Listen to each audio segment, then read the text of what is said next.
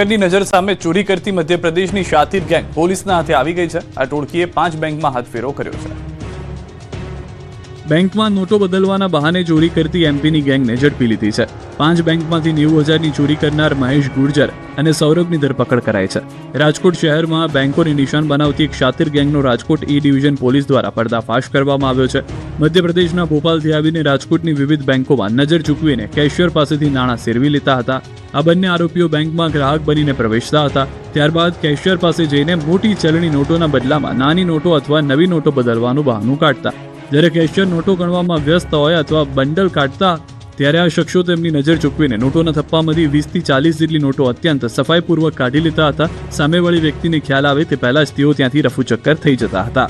Police તપાસમાં જાણવા મળ્યું છે કે આ જોડીએ રાજકોટની કુલ 5 બેંકોને નિશાન બનાવી હતી અને અંદાજે 90,000 રૂપિયાની રોકડ રકમની ચોરી કરી હતી। રાજકોટ એ ડિવિઝન પોલીસે સીસીટીવી ફૂટેજ અને બાતમીદારોની મદદથી આ બંનેની ધરપકડ કરી છે। અસામાજિક તત્વોની બેફામ તોડફોડ, ઘરમાં ઘૂસી સામાન તોડી નાખ્યો। મહીસાગર જિલ્લાના કોટબામાં અસામાજિક તત્વોનો આતંક સામે આવ્યો। જનતા કોલોની વિસ્તારમાં માથાભારે શખ્સોએ આતંક મચાવ્યો। રહેણાંક મકાનમાં ઘૂસી તોડફોડ કરી ટીવી, પંખા, લાઇટો, પલંગ સહિતનો સામાન તોડી નાખ્યો। સતત રોકડ તેમજ ચાંદીના દાગીનાની લૂંટ કરી। તોડફોડ કરતા શખ્સોના વિડીયો પણ સામે આવ્યા। એક બાદ એક ઘરનું સામાન તોડી રહ્યા હોવાનો વિડીયો કેમેરામાં કેદ થયો। પહેલા છત પર ગયા, જ્યાં તેણે ટીવી ચેનલની ડીશ તોડી નાખી। પછી પાણીની ટાંકી તોડી નાખી। દાજ એટલી હતી કે જે હાથમાં આવ્યું તે તોડવામાં જ લાગ્યા હતા। પછી આવ્યા ઘરમાં પંખા તોડ્યા, ટીવી તોડ્યું અને જે સામાન હતો તે તોડફોડ કરી વેરવિખેર કરી નાખ્યો। ઘરમાં તોડફોડ કરી સામાન ભંગારમાં વેચી માર્યો। ઘર માલિકે કોઠંબા પોલીસ મથકે ફરિયાદ નોંધાવી। જિલ્લા પોલીસ વડાને રજૂઆત કરી કડક સજા થાય તેવી માંગ કરી। ગમખ્વાર અકસ્માત સર્જાયો, કાર હવામાં ફંગોળાઈ।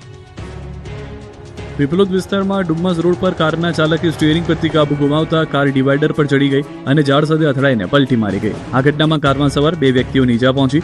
શહેરના પોશ ગણાતા પીપલોદ વિસ્તારમાં ડુમ્મસ રોડ પર એક ગમખ્વાર અકસ્માત સર્જાયો। એક પૂર ઝડપે જતી કારના ચાલકે સ્ટીયરિંગ પરથી કાબુ ગુમાવતા કાર ડિવાઈડર પર ચડી ગઈ અને ઝાડ સાથે અથડાઈને પલટી મારી ગઈ। આ ઘટનામાં કારમાં સવાર 2 વ્યક્તિઓને ઈજા પહોંચી।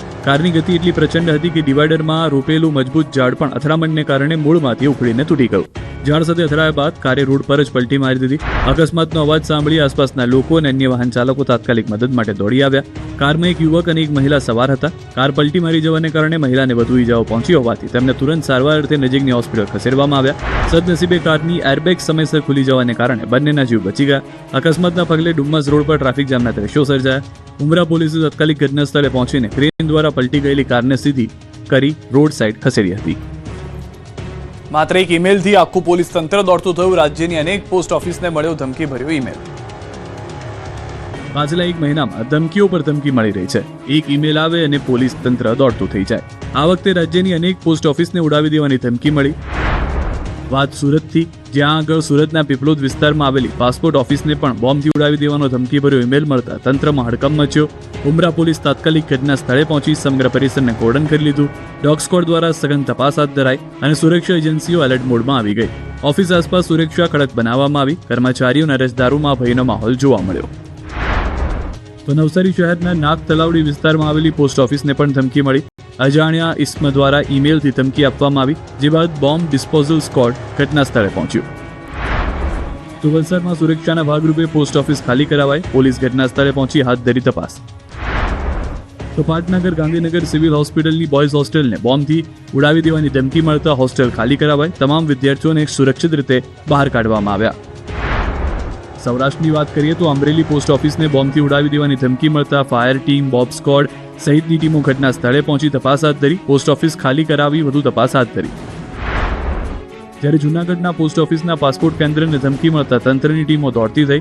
બોમ્બ સ્ક્વોડ, ડોગ સ્ક્વોડ, એસઓજીની ટીમ પહોંચી। પોસ્ટ ઓફિસના પાસપોર્ટ સેવા કેન્દ્રને થોડા સમય માટે કામગીરી અટકાવી બોમ્બ સ્ક્વોડ, ડોગ સ્ક્વોડ, એસઓજીની ટીમ દ્વારા સર્ચ ઓપરેશન હાથ ધરાયું।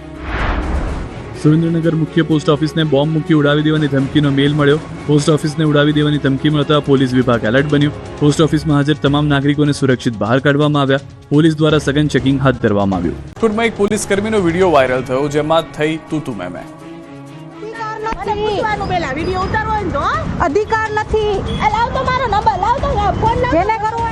રાજકોટ ટ્રાફિક પોલીસ ફરી આવી વિવાદમાં। ટોઈંગ વાળાની મહિલા કોન્સ્ટેબલનો વિડીયો વાયરલ। અયોધ્યા ચોક પાસે કોન્સ્ટેબલ અને મહિલા વચ્ચે મેમો બાબતે બબાલ થઈ. વાહન ચાલક મહિલાએ વિડીયો ઉતારતા કોન્સ્ટેબલે મોબાઈલ ખેંચવાનો પ્રયાસ કર્યો. સમગ્ર ઘટનાનો વિડીયો સોશિયલ મીડિયામાં વાયરલ થયો. રાજકોટમાં સ્થાનિકો સાથે ટ્રાફિક ટોઈંગના મહિલા પોલીસ કર્મચારી અવારનવાર વિવાદમાં આવે છે. ઉચ્ચ અધિકારીઓને બધું જ ખ્યાલ હોવા છતાં આંખ આડા કાન કરી મહિલા કોન્સ્ટેબલનો બચાવ કરી રહ્યા હોવાનો આક્ષેપ છે. ત્યારે જનતા પણ પોલીસની કે વર્દીની લાજ રાખવાને બદલે તેમની સાથે જીબાજૂડી કરે છે. જોકે પોલીસે પણ થોડી પોતાની ગરિમા જાળવવા પ્રયાસ કરવા જોઈએ, કારણ કે સરકાર જનતામાં પોલીસની છબી સુધરે, પોલીસથી ડરવાને બદલે મિત્ર બને તેવા પ્રયાસ કરે છે. ત્યારે આવા વિડીયો પોલીસની છાપને વધુ ધૂંધળી બનાવે છે. બે શ્વાનની સારવાર કરી બદલામાં મળ્યો ઢોરમાર. તમે ક્યારે એવું સાંભળ્યું છે દવા કર્યા બાદ ડોક્ટરે માર ખાધો હોય? સુરતના ઓલપાડના મુળદ ગામ એક વિચિત્ર અને હિંસક ઘટના બની. એક પાલતુ શ્વાનનું સારવાર દરમિયાન કે બાદમાં મોત થતા ઉશ્કેરાયેલા માલિકે સારવાર કરનાર ખાનગી ડોક્ટર પર જીવલેણ હુમલો કર્યો. આશરે એક સપ્તાહ અગાઉ શ્વાન માલિકે પોતાના પાલતુ શ્વાનની તબિયત બગડતા મુળદ ગામમાં પેટ શોપ ચલાવતા ખાનગી ડોક્ટર પાસે ઇલાજ કરાવ્યો. જોકે સારવારના એક અઠવાડિયા બાદ શ્વાનનું અચાનક મોત નીપજ્યું. પોતાના વહાલા શ્વાનના મોતથી રોષે ભરાયેલા માલિકે આ માટે ડોક્ટરની સારવારને જવાબદાર ગણાવી. 2 દિવસ પહેલા બનેલી આ ઘટનામાં શ્વાન માલિક સીધો જ ડોક્ટરની પેટ શોપ પર પહોંચ્યો હતો. તેણે કંઈ પણ વિચાર્યા વગર દુકાનમાં ઘૂસી જઈ ડોક્ટર સાથે ઉગ્ર બોલાચાલી કરી અને ત્યારબાદ તેમને ઢોર માર માર્યો. આ હુમલાના દ્રશ્યો દુકાનમાં લાગેલા સીસીટીવી કેમેરામાં કેદ થયા, જેમાં માલિક ડોક્ટર પર હાથ ઉપાડતો સ્પષ્ટ જોઈ શકાય છે. ડોક્ટર પર થયેલા હુમલા બાદ સ્થાનિક તબીબી આલમમાં રોષનો માહોલ જોવા મળી રહ્યો છે. ભોગ બનનાર ડોક્ટરે આ અંગે કીમ પોલીસ સ્ટેશન વિસ્તારમાં ફરિયાદ નોંધાવી છે. પોલીસે સીસીટીવી ફૂટેજ કબજે કરી આરોપી માલિક વિરુદ્ધ ગુનો દાખલ કર્યો છે અને તેની ધરપકડ કરવાની તજવીજ પણ શરૂ કરી છે. વડોદરામાં એક મહિલા અને વેપારી વચ્ચે થઈ મારામારી. છૂટા હાથની મારામારીના દ્રશ્યો વાયરલ થયા. સંસ્કારી નગરી વડોદરાના ભરચક ગણાતા માંડવી વિસ્તારમાં ખરીદી બાબતે થયેલી બોલાચાલી બાદ મારામારીમાં પરિણમી. એક મહિલા ગ્રાહકે ખરીદેલો દુપટ્ટો બદલવા બાબતે દુકાનદાર સાથે તકરાર થઈ, જે બાદ મામલો મારામારી સુધી પહોંચ્યો. એક મહિલા ગ્રાહકે 1 મહિના અગાઉ માંડવીની એક દુકાનમાંથી દુપટ્ટો ખરીદ્યો. આ મહિલા ગ્રાહક ગતરોજ દુપટ્ટો બદલવા માટે ફરી દુકાને આવી હતી. દુકાનદારે નિયમ મુજબ જૂનું બિલ માંગ્યું હતું. જોકે મહિલા પાસે બિલ ન હોવાથી દુકાનદારે બિલ વગર વસ્તુ બદલી આપવાનો ઇનકાર કર્યો હતો. આ સાંભળતા જ મહિલા ઉશ્કેરાઈ ગઈ અને દુકાનદાર સાથે ગાળાગાળી કરવા લાગી. બોલાચાલી દરમિયાન મહિલાની સાથે આવેલા 2 પુરુષોએ પણ લડાઈમાં ઝંપલાવ્યું અને દુકાનદારોને જાહેરમાં માર મારવાનું શરૂ કર્યું. મારામારીની ઘટના સીસીટીવીમાં પણ કેદ થઈ. બજારની વચ્ચે વેપારી પર થયેલા હુમલાને પગલે અન્ય વેપારીઓ પણ એકઠા થઈ ગયા. બનાવની જાણ થતાં સિટી પોલીસનો કાફલો ઘટના સ્થળે પહોંચ્યો.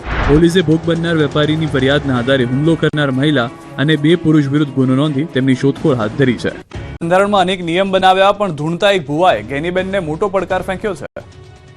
કદાચ ડીજે વાળાનું ડીજે બંધ રાખું તો તેનું માતાના કૌલા ભાઈ. કદાચ ડીજે વાળાનું ડીજે બંધ રાખું તો તેનું માતાના કૌલા ભાઈ. બનાસકાંઠા જિલ્લામાં ભુવાનો એક વિડીયો સોશિયલ મીડિયામાં ઘણો જ વાયરલ થઈ રહ્યો છે. વિડીયોમાં ગેનીબેન ઠાકોરના લગ્ન પ્રસંગે ડીજે અને ખર્ચાળ ભોજન બંધ રાખવાના નિર્ણયનો ભુવો ઉલ્લેખ કરે છે. ભુવો કહે છે કે લગ્ન પ્રસંગે ડીજે ન વગાડવાનો નિર્ણય લેવામાં આવ્યો હોય તો પણ તેમાં કોઈ ધાર્મિક બાદ નથી. તેઓ સ્પષ્ટ શબ્દોમાં બોલી રહ્યા છે કે માતાજીના ધાર્મિક પ્રસંગો, ખાસ કરીને ચૈત્ર અને વૈશાખ માસની બીજના અવસરે ડીજે વાગશે. વાયરલ વિડીયોમાં ભુવાજી અત્યંત આક્રમક મૂડમાં જોવા મળી રહ્યા છે. તેમણે ધૂણતા કહ્યું હતું કે જો ડીજે વાળાનું ડીજે બંધ રાખવું તો હું માતા ન કહેવાઉં. તેમણે વધુમાં ઉમેર્યું કે ભલે ગેનીબેન લગ્નમાં ડીજે બંધ રાખવાનું કહી દીધું હોય, પણ આગળ ચૈત્ર અને વૈશાખ મહિનામાં જો હું પરવાનગી ન આપું તો માતા નહીં કહેવાઉં. ભુવાજી એટલાથી અટક્યા નહીં. તેમણે કહ્યું કે માત્ર ડીજે જ નહીં પરંતુ જમણવારના મુદ્દે પણ ગેનીબેન ઠાકોર પર નિશાન સાધ્યું. તેમણે આક્ષેપ કરતા કહ્યું કે સારું ભોજન ગેનીબેન ઠાકોર જમી આવે અને ઠાકોરનો છોકરો લુખ્ખું ભોજન જમે તે ન ચાલે. તેમણે હાજર લોકોને લલકારતા કહ્યું કે ગેનીબેનને ફોન કરીને કહી દેજો કે આ જોગણી બોલે છે. વિડીયો ઉતારવો હોય તો ઉતારી લો. આ વિડીયો બનાસકાંઠાના કોઈ ગામના હોવાનું અનુમાન છે.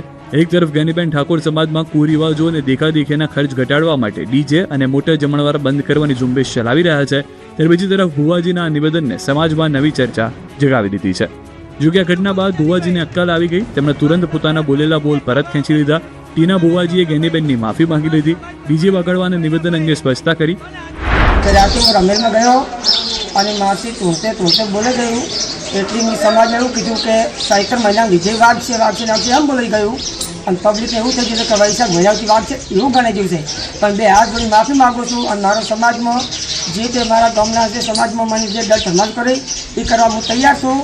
અને જેની વિશે 2 શબ્દ બોલી ગયા હોય તો એમએનએસ કંપનીમાં હાલ અજંપાભરી શાંતિ છે. પોલીસ દ્વારા લોખંડી સુરક્ષા ગોઠવાઈ છે. સુરતના હજીરામાં એએમએનએસ કંપનીમાં થયેલી હિંસાની ઘટનાને લઈને પોલીસે કડક કાર્યવાહી હાથ ધરી. એલએનટીના કોન્ટ્રાક્ટ કર્મચારીઓ દ્વારા કરવામાં આવેલા પથ્થરમારો અને તોડફોડ બાદ અન્ય કોઈ અનિચ્છનીય ઘટના ન બને એ માટે પોલીસ દ્વારા સઘન કોમ્બિંગ હાથ ધરવામાં આવ્યું છે. તો આજે વહેલી સવારથી જ એલએનટી પ્લાન્ટમાં કોન્ટ્રાક્ટર કર્મચારીઓ દ્વારા ઉગ્ર વિરોધ પ્રદર્શન શરૂ કર્યું. સામે આવેલા વિડીયોમાં જોવા મળ્યું કે પ્લાન્ટની અંદર ગેટ નંબર 3 પાસે હજારોની સંખ્યામાં કર્મચારીઓ એકત્રિત થઈ ગયા હતા.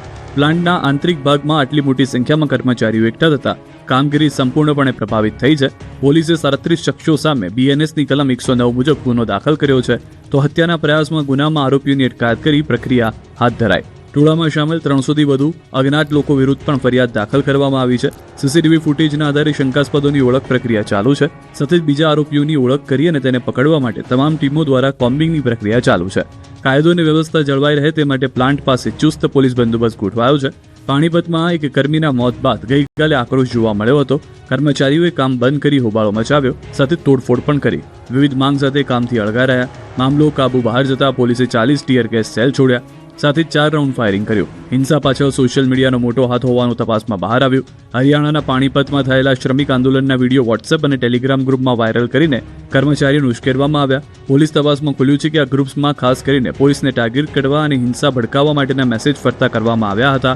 અને હિંસા ભડકાવા સાથે પોલીસ સાયબર સેલની મદદથી શંકાસ્પદ કર્મચારીઓના ઇન્સ્ટાગ્રામ, ફેસબુક અને વોટ્સએપ ગ્રુપ પર બાજ નજર રાખી રહી છે. આવી 500ના દરની નોટ બળેલી હાલતમાં મળેલી નોટ ક્યાંથી આવી? કચરામાંથી મળી ₹500ની નોટ. બળેલી હાલતમાં મળી નોટો. નોટો નકલી કે અસલી?